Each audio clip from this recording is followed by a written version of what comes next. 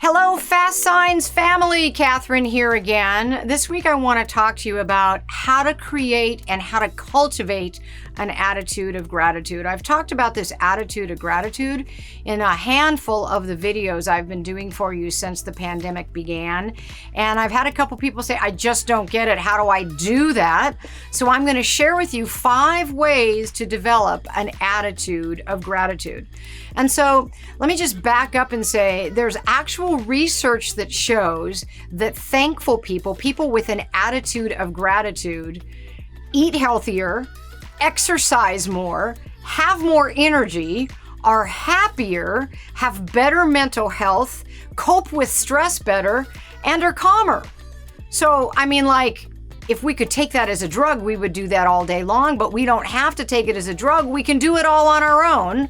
So let me share with you 5 ways to develop an attitude of gratitude. The first way, and it has really worked for me, is write it down. So I have been keeping gratitude journals for years.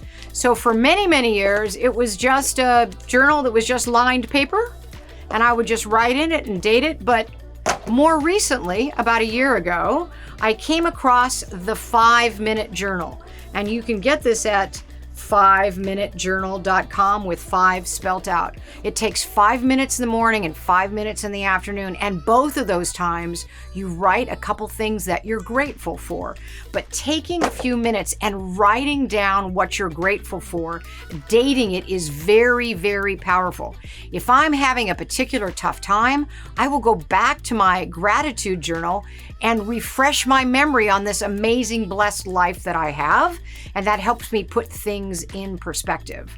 I came across a quote from Joyce Meyer. It says, "There's no happier person than a truly thankful person."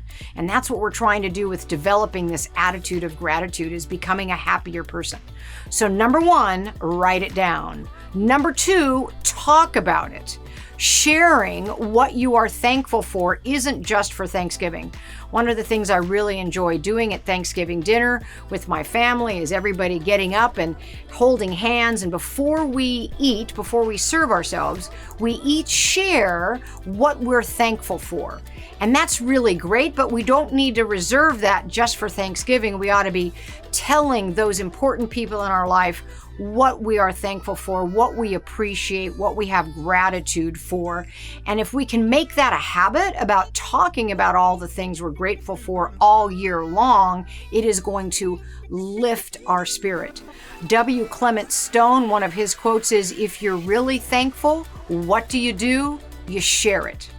So that's number 2, talk about it. Number 3, meditate. Now I'm going to be honest and say I feel like a failure when I meditate. I got to get better at it.